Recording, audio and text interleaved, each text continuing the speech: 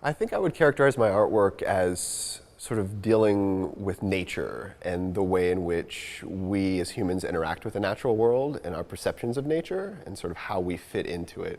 Something that's really important to me in my work is creating an artwork where there aren't any tricks, so there's no deception. It's very much about what is there and the lived experience.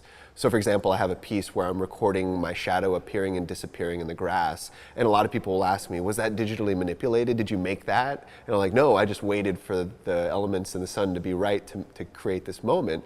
And I like the idea that just the everyday has that magic and that power and that wonder. So I think that that translates to this piece I made for the Children's Museum, which is very much about just the bare elements, just simple elements that you can use to play with and create really magical and wonderful moments.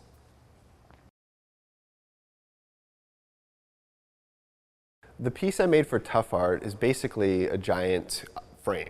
It's the back of a camera, like a digital camera or a video camera. And essentially what I wanted people to do is I wanted the participants or the visitors in the museum to kind of frame themselves in this camera and act out these sort of skits. But instead of it being a regular sort of narrative skit, I created these props that they could hold up in front of the frame so that they could create this sort of strange story. And those props are basically things that are found in the sky. And the final key in my entire installation is that there's a video monitor so they can see what they're doing in real time. And I think that that's kind of what ties it all together, is that as they act this out, they can see themselves, sort of like the weatherman on TV, they can see themselves acting this thing out.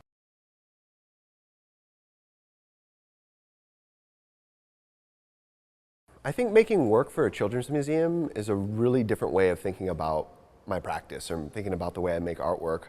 When I approached it here, I was excited because the kids come to interact. Like this place, the Children's Museum of Pittsburgh prides itself on being an interactive kind of space, and kids can get in there and mess with things and learn how they work. So I think that I was really excited about that, and that's something that I don't necessarily have as readily in the gallery space. I think people are much more hesitant to touch things, to get in there, to break things. You know, they're very sort of worried about the art object.